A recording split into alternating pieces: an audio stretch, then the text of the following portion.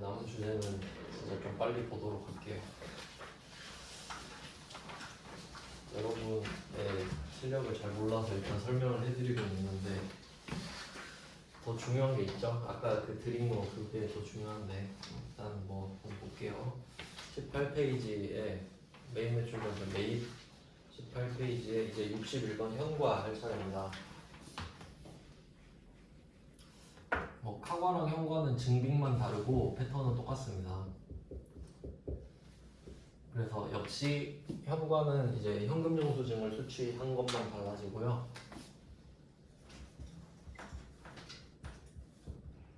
현금 영수증을 받았는데 상대방이 뭐 아까 나왔던 것처럼 그 4,800 미만 간이과세자라면 일반 전표에 쓰게 됩니다. 부가세를 돌려받지 못하니까요. 네, 뭐 세무 2급까지는 그렇게 걱정할 주제는 아니에요. 아예 전표가 나눠지니까. 참고로 한번 보겠습니다. 네, 이제 18페이지 119번부터 보시면은 현금 영수증을 받았어요. 네, 그리고 어차피 이 문제는 세무 2급에서 메인 매출 전표 문제로 나오니까 공제가 된다고 전제하시면 되거든요. 별말 없으면은. 네, 원재료 구입하면서 운반비 했다. 이것도 좀 그 복습해 보시라고 일부러 넣었거든요. 원재료 운반비는 계정 과목이 원재료죠. 그냥 그거 한번 생각해 보시라고 넣었어요. 그러니까 너무 이제 메인 매출 전표만 하면 솔직히 쉽거든요. 메인 매출 전표 아예 알아서 푸세요 하면 되는데 나름대로 넣은 거예요. 그 다음에 120번도 한번 볼까요? 120번은 역시 현금 영수증을 받았는데요. 저번에 말씀드렸죠. 둘 다 보통예금에서 지급하고 현금 영수증 받고 있습니다. 둘 다 현금이랑 똑같아요. 그 다음에 120번에서 포인트는 판매한 제품의 배송 운송비잖아요. 이거는 800번 운반비죠. 그래서 많이 틀립니다 이거. 그래서 119랑 120을 비교해 보시라고 일부러 넣은 거예요. 119는 매입 운반비니까 원재료고 120번은 판매 운반비니까 800번 운반비다. 이건 뭐 회계 1급에서 다 설명하는 거라서 이제 답만 알려드리고 넘어가겠습니다. 그 다음에 뭐 현금 영수증에서 지출증빙용 말하고 있는데 지출증빙용은 이제 사업자용이고요. 그러니까 여러분이 연말정산할 때는 뭐 소득공제용 이렇게 하는데 뭐 상관은 없습니다. 당연히 우리는 지출증빙용을 받을 겁니다. 그 다음에 121번 보시면 영업부서에서 사용할 소모성 물품을 일반과세자인 슬라임에서 현금으로 구입했다. 네, 현금 영수증을 받았다. 이렇게 돼 있어요. 위쪽에서도 뭐 알 수 있는 게 있는데 사실 뭐 메인 매출 전표에다 주니까 공제가 되는 거라고 생각하면 된다 했잖아요. 근데 조금 더 자세히 보면 121번은 일반과세자라고 말을 해주고 있어요. 그러니까 이런 디테일이 원래 있어야 되고요. 네, 없다고 해도 위에서 봤던 120번 문제는 그 회사가 가나운송인데 주가 붙어있죠? 이거 말씀드렸죠? 주가 붙으면 법인이니까 당연히 일반과세자입니다. 뭐 그런 것들로 파악을 할 수 있게끔 문제를 내는 게 정상인데 그다음 122번이죠. 요거는 뭐 그냥 임차료라고 하시면 될 것 같고 밑에도 뭐 다 쭉 봤던 거예요. 그냥 뭐 차 샀다. 이거 알들 주유소 기름 넣었네요. 123번에서는 998에다가 주유비 했으니까 세액공제 되고요. 모를까봐 일반과세 사업자라고 말을 해줬습니다. 세액공제를 받을 수 있다는 소리죠. 그 다음에 밑에 124번 생산부서 직원용 생수 요거는 뭐 500번 복리후생비 하시면 되겠고요. 세액공제 받겠죠. 넘어가겠습니다. 19페이지에 125번 세금계산서를 발급할 수 없는 간이과세자 또 나왔죠. 그러니까 이 문제는 회계 1급 문제니까 아예 일반 전표 문제로 냈을 겁니다. 이 정도 참고하시면 되겠고요. 네, 그 다음은 이제 10%가 다 끝났으니까 0%죠. 네, 52번 영세입니다. 그러니까 매출 쪽에서는 수출이랑 영세가 같이 있었는데 매입 쪽은 55번 수입이랑 52번 영세랑 아예 상관없죠. 그래서 뭐 여기서도 키워드만 좀 보면요. 그 126번부터 쭉 보면 되죠. 로컬 LC 이게 내국 신용장이고 그 다음에 127번은 구매 확인서고 그리고 밑에도 구매 확인서 있고 이 네 문제의 공통점은 영세율 세금 계산서를 받았다. 뭐 그 끝입니다. 이거는 틀릴 리가 없겠죠. 그냥 뭐 형식적으로 넣어봤고, 그 다음은 면세입니다. 0%도 끝났고 53번 면세. 얘네들도 키워드가 좀 확실하죠. 영세는 영세율 세금 계산서 수치고, 그 다음에 53번 면세는 계산서 수치죠. 계산서.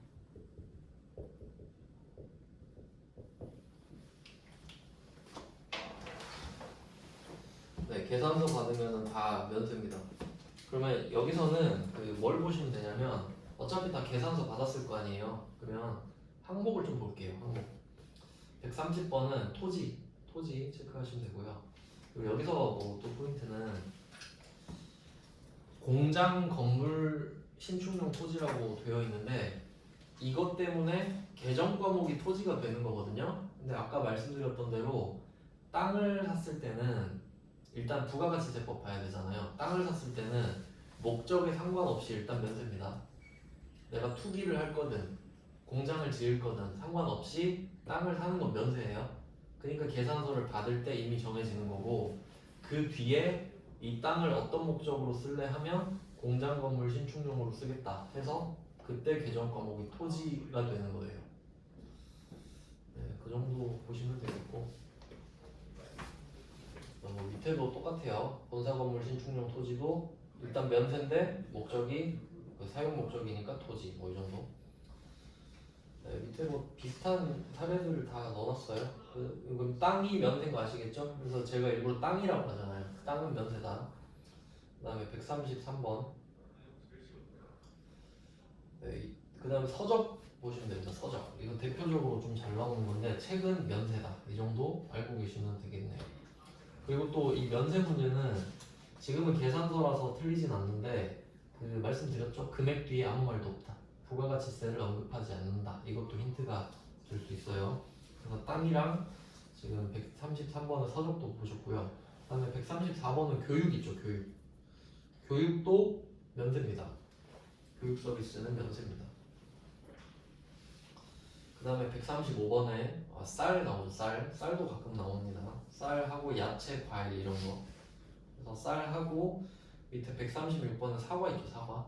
얘도 뭐 과일이니까 가공을 안 해서 면세예요. 그 다음에 137번은 저번에 말씀드렸죠. 화환입니다. 면세입니다. 네, 그래서 뭐 이런 자주 나오는 항목들 보시면 돼요. 땅, 뭐 쌀, 교육, 뭐 서적 이런 것들.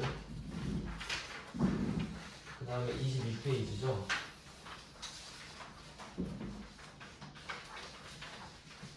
네, 22페이지 138번입니다. 요거는 이제 화분 나왔어요. 화환 친구인데, 뭐 말씀드렸었죠. 일단 면세로 결정이 난 거고, 그 뒤에 접대를 하면 뭐 기업 업무 추진비를 쓴다.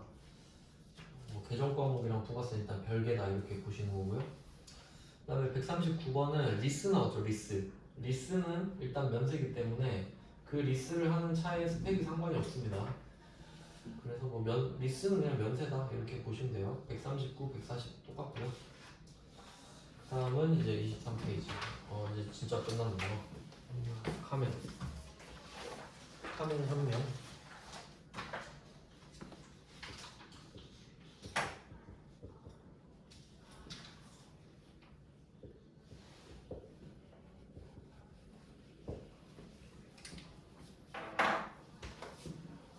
네, 카멘 혁명은 이게 좀 조심해야 되는 주제죠. 그러니까 뭐 방금 보신 면세는 계산서 받았다고 나와버리기 때문에 아무도 안 틀릴 텐데, 얘네들은 그 증빙으로 가려져 있잖아요. 그리고 보시면 141번이죠. 23페이지 141번은 똑같이 화환 나왔잖아요. 부가세 언급 안 하죠. 얘는 카드로 결제를 했기 때문에 우리가 카드 점표를 받거든요. 계산서가 아니라. 그래서 매입 카바 찍고 틀리는 경우가 엄청 많아요. 최악의 답은 제가 불공이라고 말씀드렸죠. 왜냐면 지금 그 매입처 창립 기념일에 선물 보내는 거니까 접대잖아요. 기업 업무 추진비. 그럼 개정 과목만 기업 업무 추진비인 거죠. 그리고 또 조심하실 거는 500번입니다. 원재료 매입처니까. 접대한다고 해서 무조건 800번이라 생각하면 안 돼요. 그 다음에 다음에 142번 방금 보신 도서 나왔죠. 도서는 면세인 걸 알고 있어야 우리 카드로 결제를 해도 카면이 된다 이걸 알 수 있는 거죠. 좀 조심해야 돼요. 카면 현면. 마지막 143번도 도서 샀잖아요. 면세죠. 현금 영수증 받았으니까 현면 이 정도로 합니다. 메인 매출 전표는 뭐 딱히 뭐 많이 설명할 필요는 없었는데 너무 자세하게 한 것 같긴 하네요. 근데 이제 세무 2급의 주인공은 아까 나눠드린 어제 싹 갈아엎었거든요 자료를. 이제 컴퓨터를 쓰면서 좀 보조 K랩 다운받아가지고 입력을 좀 해볼게요.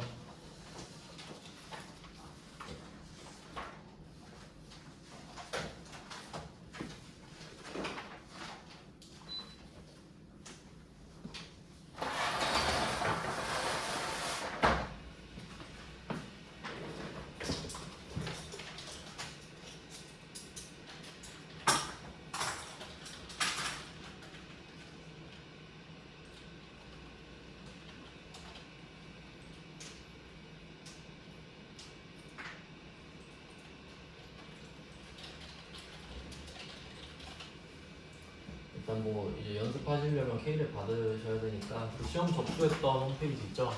한국세무사회 자격시험으로 들어가서 받는 것부터 해볼게요. 어차피 저도 안 깔려 있어서.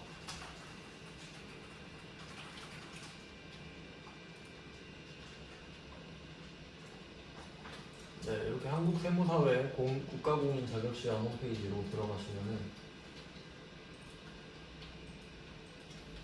이제 접수 기간은 끝났고 이제 아래쪽으로 내려보시면은 K랩 수업용 다운로드 있죠? 기출문제도 받을 수 있고요. 네, 일단은 기출문제까지는 필요가 없고요. 그냥 뭐 회사 아무거나 만들어서 할 거라서 K랩 다운받아 보겠습니다.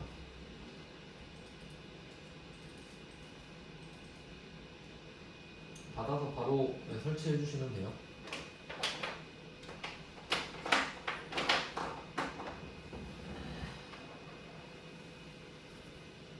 그리고 받는 동안 제가 어제 정리한 거를 한번 보여드릴게요. 그 통계를 좀 구해봤는데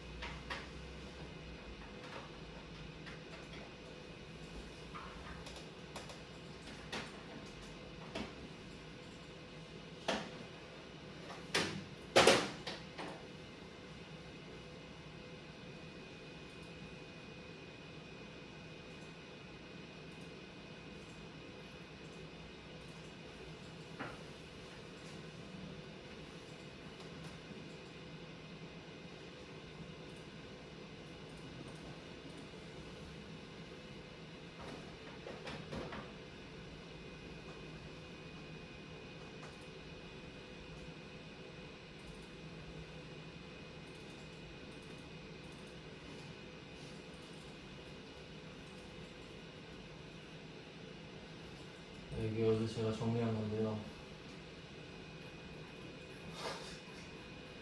60회부터 115회까지 뭐 나오는지 다 적었어요. 그래서 분석을 한 거예요, 출제율을. 그래서 제가 가산세 쪽이 좀 어렵다라고 말씀을 드렸었는데 일부러 좀 눈에 띄게 제 가산세도 두 가지 있거든요. 어려운 가산세가 있고 쉬운 가산세가 있는데 어려운 가산세를 파란색으로 해놨어요. 보시면 60회가 완전 옛날이거든요. 완전 몰려있죠? 지금 옛날에는 거의 매회 나왔죠? 근데 이제 쭉 내려가면 여러분은 지금 115회, 이제 117회잖아요. 보시면 밑에 보시면 파란색이 없는 게 보이세요? 합격률도 요새는 완전 그냥 거의 뭐 보면 합격이죠. 그러니까 제가 이게 나가고 나서 시험이 엄청 쉬워졌더라고요. 그래서 트렌드가 좀 바뀐 것 같아가지고 제가 옛날에 어렵다고 강조했던 것들을 좀 뒤로 빼고 쉬운 거 위주로 좀 많이 바꿔놨어요. 출제율 반영해서. 그러면 일단 여러분이 두 부 받으셨잖아요. 거기서 그 두 개 중에 그걸 먼저 보세요. 부속명세서라고 써있는 거 있죠. 부속명세서. 두 개 받으셨는데 하나는 부가가치세 신고서고요. 하나는 부가가치세 신고서 부속명세서거든요. 그걸 안 적어놨네. 네, 거기서 부속 명세서를 먼저 보시면 제가 그 주제별로 적어놨거든요. 1번 뭐 건물 등 감가상각 자산 취득 명세서 있죠. 그 나왔던 회차를 다 적어놓은 거예요. 그리고 그 유형별로 답을 하나씩 넣어놨어요. 근데 답은 제가 그 답 실제로 여기서 올라온 거를 캡처해갖고 넣은 거라서 화질이 안 좋은 거는 걔네들이 안 좋은 걸 넣어서 그래요. 그러면 저는 지금 이제 다 받아줬거든요. 그럼 뭐 어떻게 할 거냐면 일단 뭐 급수는 세무 이급으로 맞추시고 회사 코드를 그냥 하나 넣어서 만들 거예요. 회사 등록가 가지고. 실제로 여러분 시험 볼 때는 데이터가 들어있는데 지금 우리가 프로그램만 받아서 회사 등록으로 가볼게요.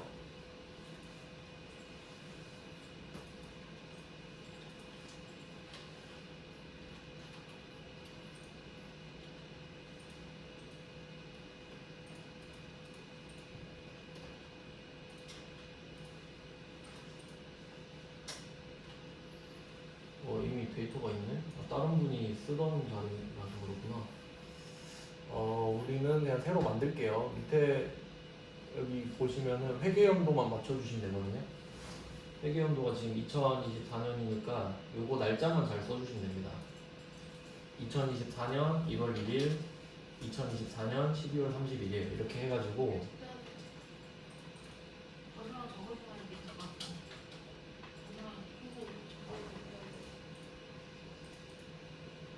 빈칸 찍고 네, 여기 맨 밑에 빈칸 찍으시고 다 데이터가 이렇게 있는 건가요? 그럼 그냥 아무거나 들어가셔도 돼요. 있으면은 원래 프로그램만 받으면 없으니까 근데 저 있으니까 그냥 하고요. 만약에 없으시면은 이렇게 빈칸을 한번 클릭하고 그냥 뭐 일기 쓰는 거예요. 위에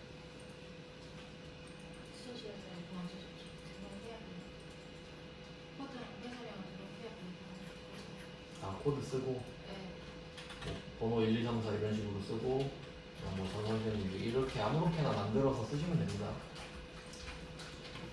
코드 쓰고 이름 쓰고 회계연도 일기 그냥 이런 식으로 만들어 주시면 돼요. 어차피 위에 회계연도만 쓸 거예요. 네, 이렇게 하셔도 되고 그냥 있는 거 쓰셔도 됩니다. 네, 거래처 검색할 때는 있는 게 좋긴 하니까 있으시면 그냥 있는 거 쓰세요. 저도 만드는 거 보여드렸는데 그냥 아무 데나 들어가겠습니다. 자, 이렇게 회사 등록에서 등록을 하는 거고요. 이제 등록하셨으면 나오면 돼요. 그리고 메인 화면으로 다시 오셔서 회사 코드 옆에 말풍선 있죠? 요거 누르신 다음에 아무거나 더블 클릭 하시는 거예요. 그러니까 이게 컨셉이 여러분이 지금 세무사 밑에서 일하는 직원인데 회사 여러 개를 담당하는 거예요. 하나씩 들어가서 다 해줘야 돼요. 한 명만 몇십 개씩 잡고 하죠, 이렇게. 자, 이제 들어왔습니다. 한번 해볼 건데요. 일단 뭐 이론적인 설명을 좀 해드리면 지금 세무 2급은 원천징수까지 들어가 있어요. 근데 여기서 부가가치 탭을 한번 볼게요. 부가가치 탭. 이쪽이 우리한테 메인입니다. 원천징수는 아직 안 배웠으니까. 자, 부가가치 탭으로 와보시면은 우리가 쓸 게 지금 부가가치세 신고서입니다. 우린 법인이니까 간이과세자는 아니고요. 부가가치세 신고서를 쓸 거고 그 다음에 보시면 이렇게 부속명세서 이렇게 돼 있잖아요. 그러니까 요거 신고서랑 부속명세서를 같이 제출하는 건데 보통 이제 배점이 이렇게 부가가치세 신고서 한 문제랑 부속명세서 한 문제 해가지고 총 10점으로 이렇게 보통 나오거든요. 그래서 그 주제를 제가 정리해 놓은 거예요. 난이도 순서대로 해놨고요. 그러니까 쉬운 걸 먼저 배치해 놨기 때문에 앞에 것 버릴 거면 뒤쪽을 버리시는 게 좋아요. 그럼 한번 1번부터 볼까요?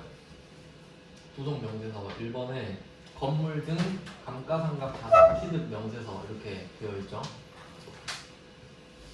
113회, 110회, 105회, 98회 참고하라고 제가 써드렸는데 이게 보시면 최근에 좀 몰려서 나왔다는 걸 알 수 있어요. 좀 띄엄띄엄 나오긴 했지만 이게 주제가 많다 보니까 그래도 이 정도면 좀 많이 나오는 편이거든요. 그래서 여기서 찾는 것도 일단 일입니다. 부속명세서 둘 중에 하나가 있을 텐데요. 일단 여기서는 여기 있네요. 건물 등 감가상각 자산 취득 명세서. 참고로 옛날에는 한 번도 안 나왔어요. 그러니까 88회 이렇게 써져 있는데 그 전에는 한 번도 안 나왔었거든요. 88회부터 쭉 나왔다고 보시면 될 것 같아요. 자, 이것도 몇 문제 넣어놨는데 한번 해보겠습니다. 어떻게 하는 건가? 배점이 보통 3점 이 정도라서 엄청 어렵진 않아요. 그러면 지금 연도가 지금 다르긴 한데 대충 맞춰서 쓰면 돼요. 쓰는 연습만 해보시면 되니까. 네, 자료를 이용해서 23년 2기 확정 말하고 있거든요.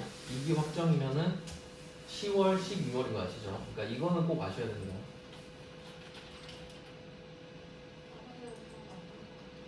네? 뭐가요? 아, 입력이 돼 있다고요? 네. 그러면 월을 바꿔보세요. 뭐 1월, 3월 이런 식으로. 그럼 뭐다 있어요? 그냥 이런 식으로 없는 월로 쓰시면 돼요. 근데 일단 알려드려야 되니까. 이건 이제 기본이죠. 가장 처음에 우리가 배웠던 건데 여기서 이제 제일 중요한 거는 뭐 일기 예정하면 월을 1월, 3월로 해주시면 되고 일기 확정이다 하면 4월, 6월 일기 예정 7월, 9월 일기 확정 10월, 12월 이런 식으로 그러니까 요것만 잘 확인하시면 되죠. 그래서 지금 그 1번 문제는 23년 2기 확정이라고 하니까 10월, 12월을 쓰시면 되거든요. 위에 앞에 거는 10, 뒤에는 12. 근데 우리가 그냥 지금은 연습만 하면 되기 때문에 이게 10월, 12월을 써봤는데 회사가 있어요. 그럼 그때는 그냥 연습용이니까 그냥 아무거나 해보자 이거죠. 그냥 없는 대로 1월, 3월 이런 식으로 바꿔가지고 자 근데 건물 등 감가상각자산 취득 명세서는 뭘 해야 되냐면 그냥 다 적으면 돼요. 아무 생각할 필요 없이 감가상각 자산을 샀다 그러면 다 적으면 됩니다. 그럼 일단 적고 나서 설명드릴게요. 자세한 거는 그냥 쓰는 연습을 해보시는 건데 일단은 그냥 쓰시면 돼요. 위에는 안 맞긴 한데 연습이니까 네, 뭐 상호 같은 거는 F2번으로 검색해서 쓰시면 되는데 역시 그냥 지금은 대충 맞춰서 하는 거니까 아무거나 골라 쓰시면 되고 우리한테 해야 되는 연습은 이 월1 요거 날짜 쓰는 거랑 그 자산 구분이 지금 4개로 돼 있거든요. 네, 이 중에서 첫 번째 게 컴퓨터니까 컴퓨터는 뭐 기타로 빼면 되겠네요. 그래서 제가 참고하시라고 답을 하나 적어놨죠. 그러니까 첫 문제는 답을 써놨거든요. 이런 느낌으로 하시면 된다고. 뭐 확인도 하실 겸 맞는지.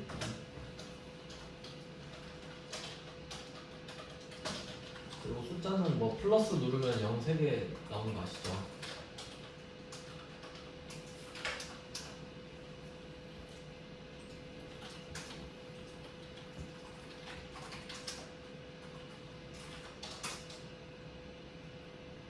두 번째는 신축공사비라고 되어 있는데 요거는 건물 구축물로 빼주시면 되겠죠. 신축을 공사한 결과가 뭐 건축물이 될 테니까.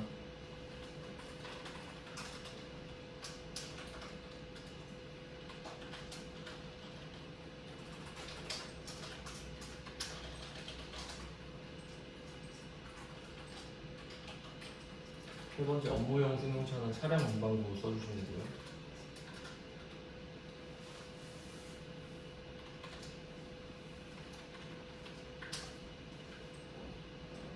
에어컨도 처음에 컴퓨터 및 프린터처럼 기타로 빼주시면 돼요. 그러니까 좀 중요한 것들은 1, 2, 3번에 돼 있고요. 없으면 4번 이런 식으로 빼는 거죠.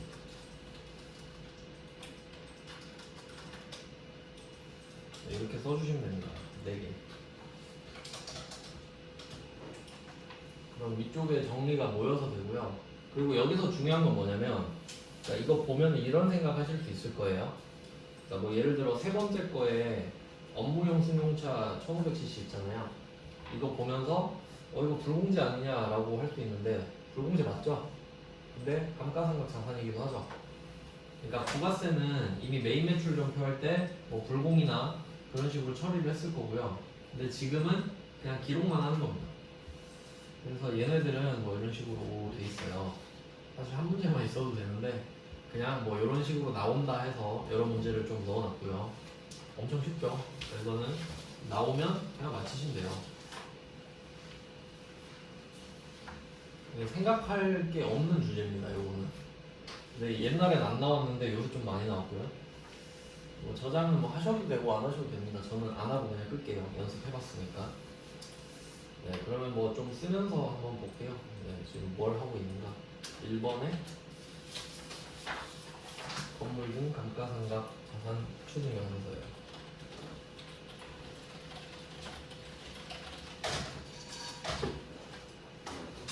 제일 쉬운 걸 앞에 배치해놨다고 말씀드렸죠. 그 다음에 두 번째 거 수출 실적 명세서입니다. 네, 이것도 뭐 거의 있는 그대로 쓰면 되는데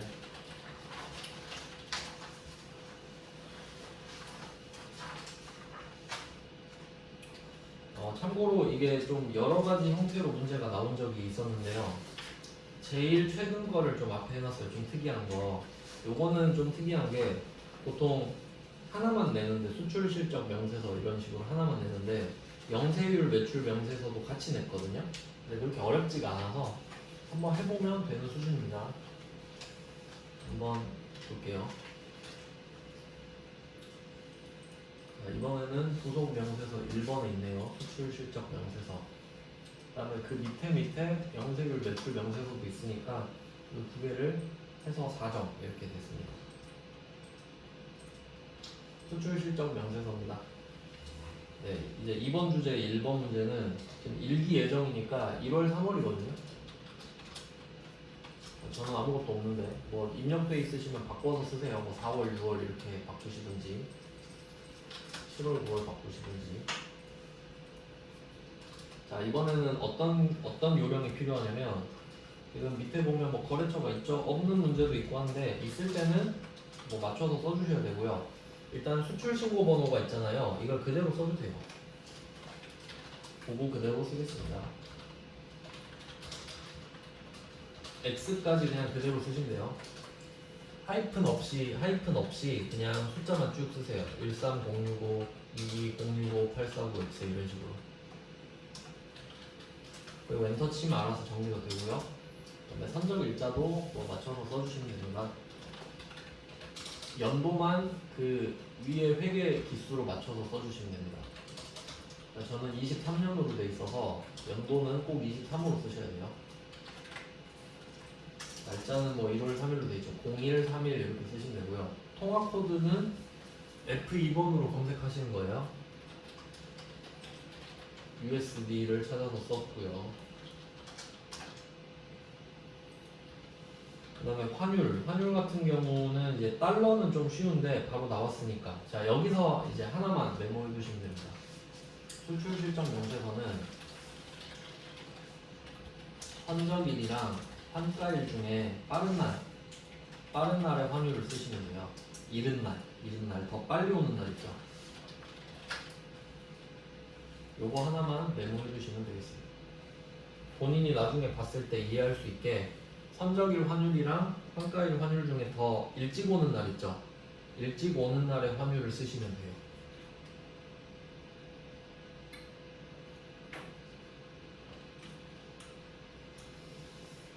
자, 요거 하나 적어주시고 그런 문제를 풀어보면요. 자, 제임스사 선적일이 1월 31일이고 환가일이 1월 25일이거든요. 그럼 환가일이 더 일찍 오죠. 그럼 환가일의 환율인 1080을 적어주세요. 1080 엔터. 그리고 외환은 몇 달러냐? 10만 달러인 건 안 변하죠?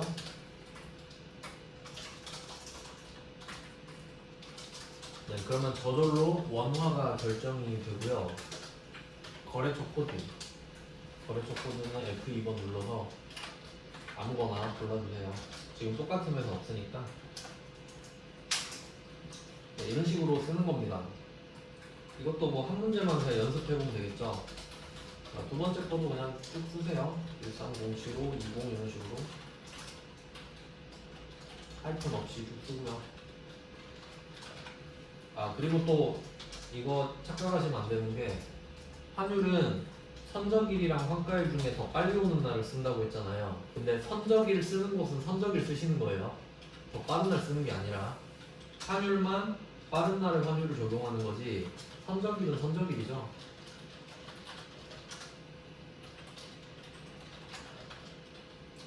네, 두 번째도 USD고요. 이번에는 선적일이 더 빨리 오잖아요. 그러니까 선적일의 환율이 1050을 쓰고 외환은 8만 달러입니다. 거래처는 아무거나 골라주시고 세 번째도 마찬가지예요.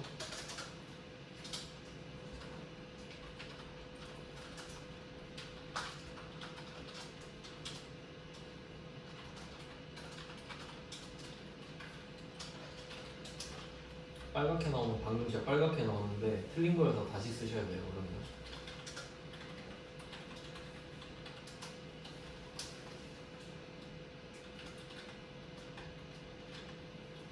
네, 세 번째 거는 N화죠. JPY인데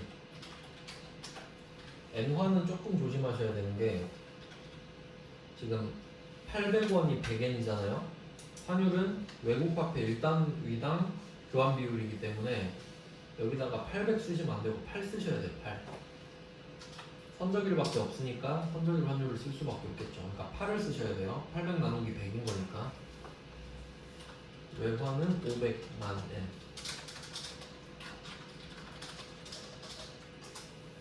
네, 알아서 계산이 됩니다.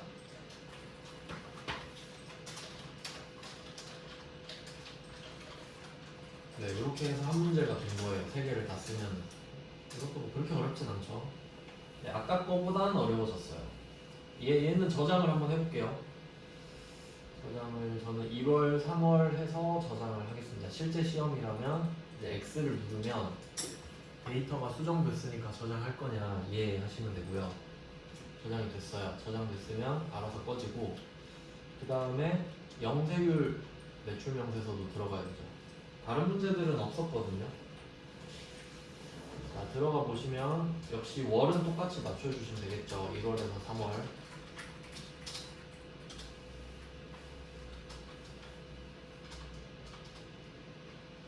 네, 그래서 이때 금액을 제가 밑에 답 하나 넣어놨죠? 금액이 안 맞게 나오네.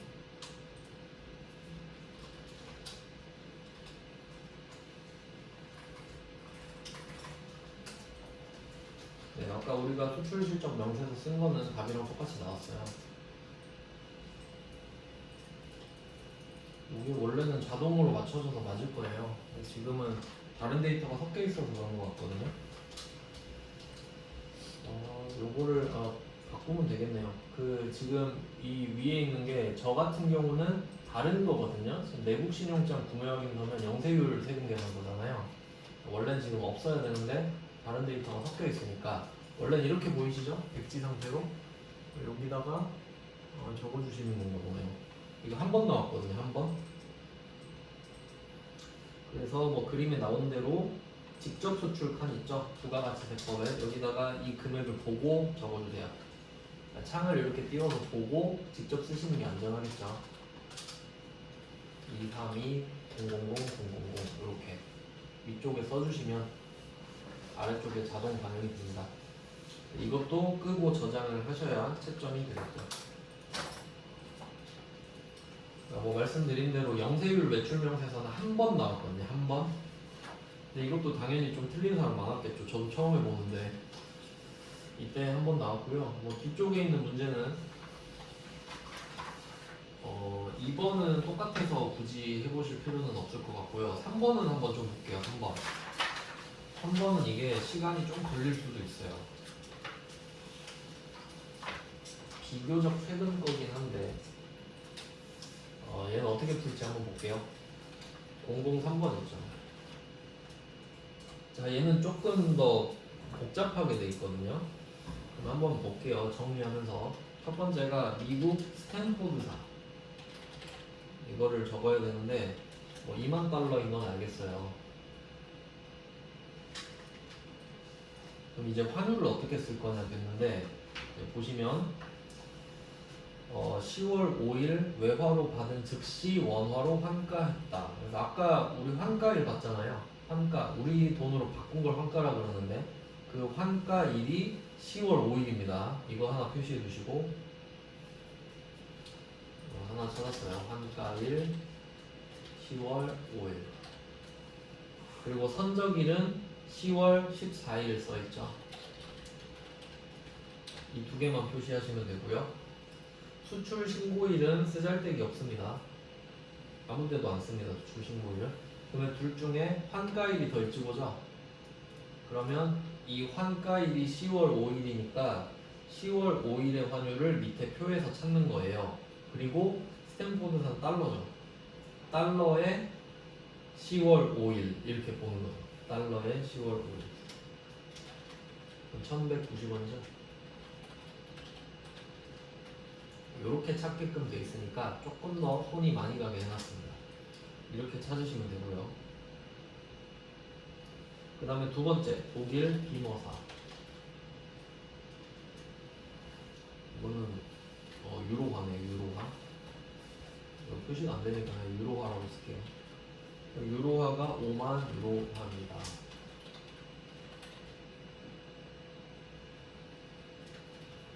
네, 그럼 이번에도 찾아보면 돼요. 수출 신고일은 필요 없고요. 통관일도 필요 없죠. 선적일은 11월 11일. 이거 하나밖에 없네. 그러면 표에서 11월 11일에 유로화 1,400원을 찾아주시면 돼요. 이렇게 찾으라는 거네요. 그래서 환율은 스탠포드사는 1,190원, 비머사는 1,400원을 써라. 조금 더 복잡하게 만들어 놓은 문제입니다. 그래서 제 생각에는 이 두 가지 유형 정도만 보시면 될 것 같고요.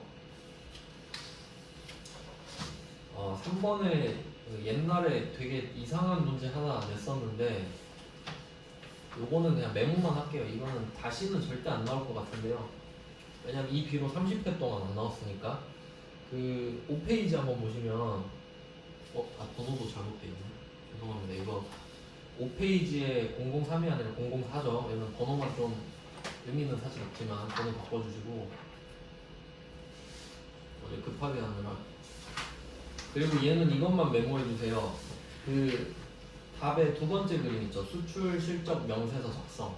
여기에서 전표 불러오기라고 있어요. 좀 화질부지긴 한데 전표 불러오기 표시하셔서, 그러니까 이거를 누르면 그 위에 메인 매출 전표 입력한 게 불러와져요. 그것까지 하는 게 정답이거든요.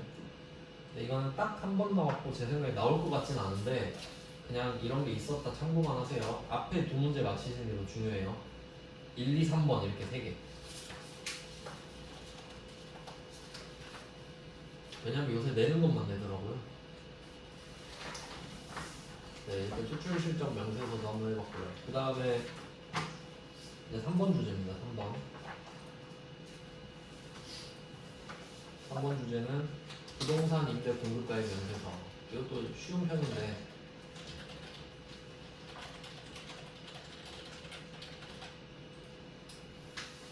네, 이것도 한번 해보겠습니다. 최근에도 좀 자주 나왔던, 옛날보단 최근에 좀 더 자주 나왔던 문제입니다. 네, 이것도 부성명세서 쪽으로 가셔서 부성명세서 1번에 있네요. 부동산 임대 공급가액 명세서입니다. 네, 1번 문제 이것도 뭐 하나만 해보면 되는데요. 2기 확정 신고기간이라고 합니다. 2기 확정이면 10월, 12월이죠. 네, 지금은 말을 해줬지만 말을 안 해주는 문제가 더 많아요. 네, 이자율도 말을 해주고 있고요. 실제로 이자율은 그때그때 이자율이 반영이 되거든요.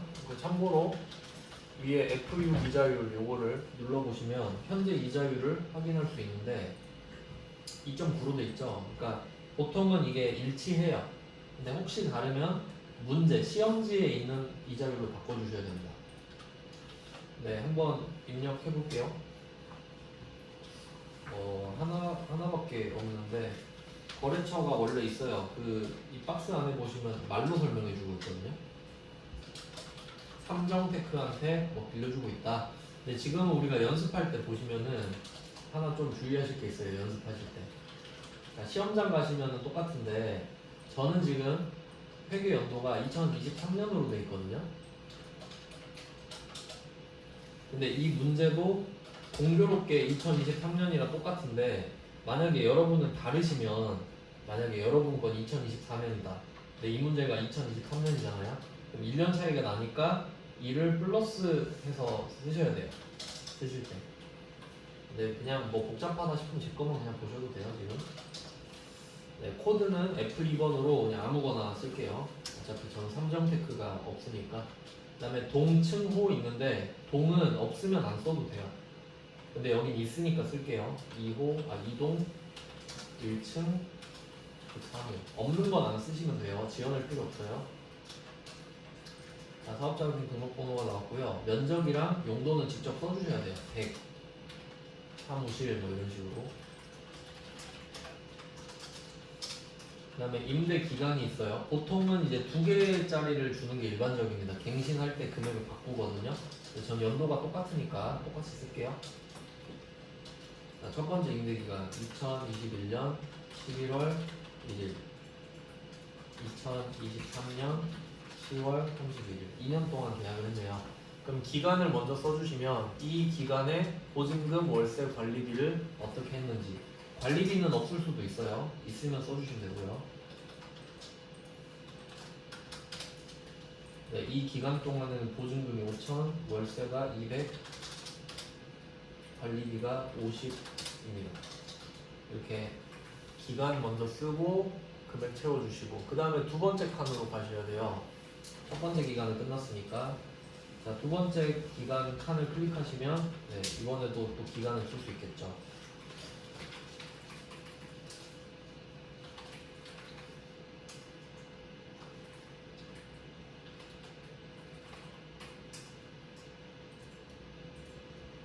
계약 갱신일에다가 써주시면 돼요.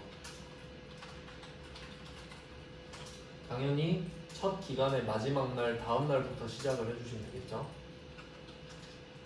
두 번째 계약도 2년간입니다. 근데 이제 물가도 오르고 있으니까 보증금을 좀 바꿨네요. 보증금 6천만 원으로 바꿨고 월세는 같습니다. 관리비도 같아요. 네, 뭐 이렇게 하시면 되거든요. 그러니까 이렇게 끝나는 문제가 있고요. 근데 제가 일부러 첫 문제는 하나 표시하셔야 됩니다. 이게 부가가치세 신고서에도 표시하라고 되어 있거든요.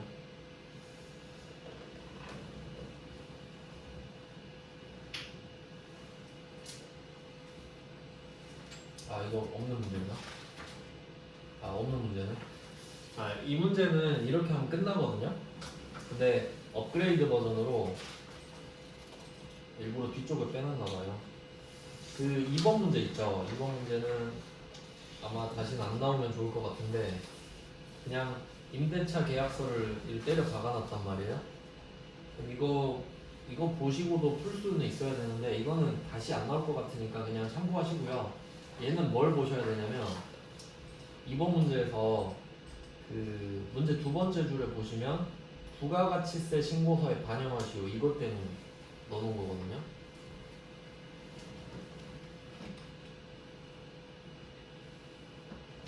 그러면 이거를 이 문제로 해볼게요. 이 문제로. 그러니까 지금 이 문제는 1번 문제는 이게 끝인데 여기서 부가가치세 신고서에 반영하세요 이거 나올 수도 있잖아요. 근데 요거를 일단 켜놓으신 다음에 신고서를 들어가는 거예요.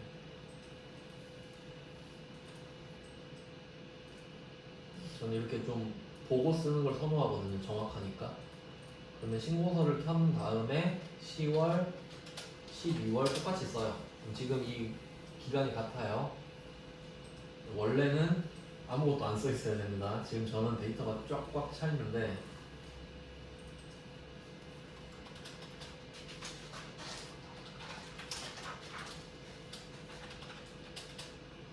어떻게 해도 그냥 지운 거 보여드릴게요. 원래는 아무것도 없었다고 이렇게 가정을 하고요. 이런 식으로 빈칸으로 줄 거란 말이에요. 그러면 이때 밑에 보시면 월세 등 750만 원 이렇게 써 있죠. 그래서 문제에서 이 부분에 대해서는 세금 계산서를 발급했다고 할 거란 말이죠. 그래서 우리가 앞에서 봤었잖아요. 세금 계산서 발급부는 1번이거든요. 그러니까 요거를 1번에다 퍼다 놔두는 거예요. 요거를 신고서에도 반영하라고 했으니까. 그래서 얘가 이렇게, 근데 원래는 이미 반영이 돼 있죠.